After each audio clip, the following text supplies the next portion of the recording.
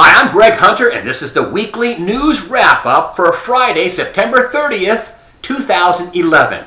Well, European bankers and European governments have pulled back the world from the abyss once again, and mainly because Germany and the German parliament voted to expand the EU bailout fund, and so many other countries still have to sign on to this, but Germany is, of course, the biggest pin in the rack, and they're the ones that have to really sign off on it first. Now, that said, I think the financial crisis coming up is much worse this time than it was in 2008, and it's not Europe that's the big problem. Yes, likely Greece will default. They're still talking about that. But listen, this is worse this time because we didn't have banks downgraded the last time. And recently, Bank of America, Wells Fargo, Citigroup, all downgraded.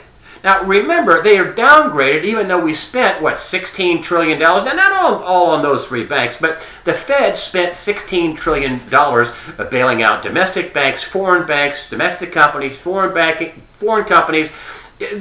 What we are? We're back to, world leaders in the financial arena, sounding the alarm, having to have fun, having to do more, central banks getting together to prop up Europe.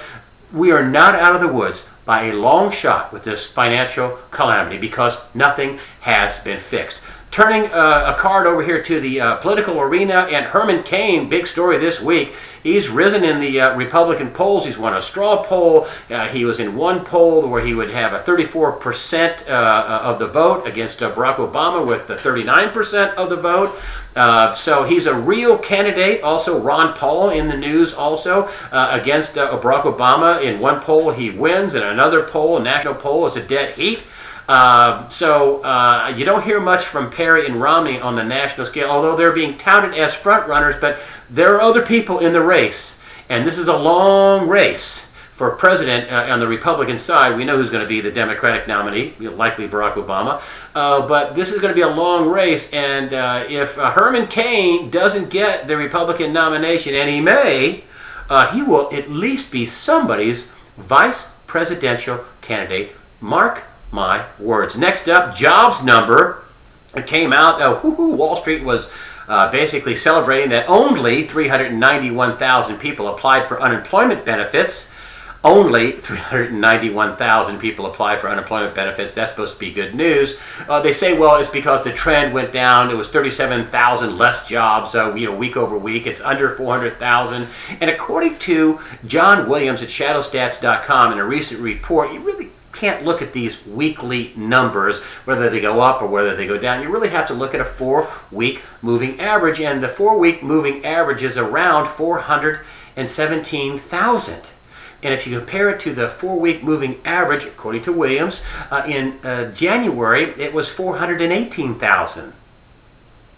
So unemployment really hasn't gotten better. And if you computed unemployment the way Bureau of Labor Statistics did it in 1994 and earlier, you'd have close to a 23% underemployment rate. Next up, Occupy Wall Street. It's a movement where they're down occupying Wall Street, and just now, after almost 2 weeks, the mainstream media is starting to pick up on it, mainly because they pepper sprayed some girls. One of them was in a skirt. Does she weigh 100 pounds? Anyway, the New York Police Department pepper sprayed these girls and some other ones, and got a lot of attention. Also, some celebrities are showing up down here. And what's Occupy Wall Street?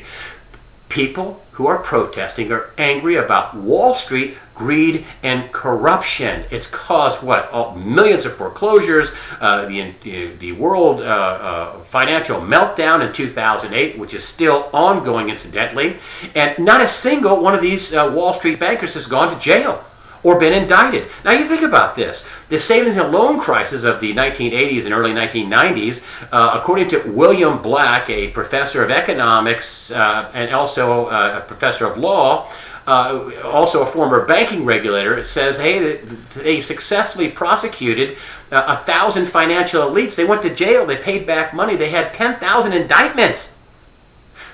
How many financial elites have been indicted or gone to jail? I'm talking about Wall Street bankers. That'd be bing, zero. You wonder why people are protesting? Yes, I understand there is some union involvement, but not all of it.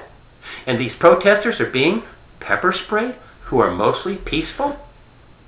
Incidentally, on a side note, the SEC is saying, the rating companies that rated all this debt that, helped collapse the world economy, they say it's complicated and hard to really go after hard to go after the rating companies, according to William Black, that former banking, regulator.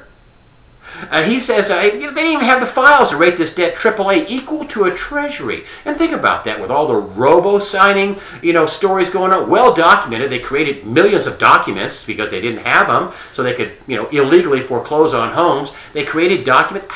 Here's the question I'd have the SEC asked, S&P, Moody's, Fitch.